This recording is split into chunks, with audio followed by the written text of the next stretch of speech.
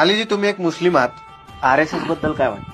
आरएसएसचे जे थोडेच लोक आहे, मुठभर लोक आहे, 40-50-100 जे असतील ते जे बिचारे प्रचारक आहे, त्यांचं एवढं साधा माणूस, मी तर म्हणतो ते फकीर आहे.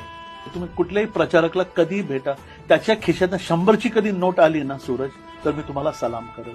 एवढे सिंपल, घर दार सगळं सोडून जे देशाच्या परिवर्तनासाठी काम करतात ते संघमध्ये असतात. हे लोकांना समजायला 100 वर्ष लागले सर. फक्त आणि फक्त हे राष्ट्र कसं सुंदर असावा, इथली पीस कशी असावी आणि इथले नागरिक म्हणजे ते कुठल्याही जातीचे असो ते आपसात कसे प्रेमाने राहतील हे संघ बघतो.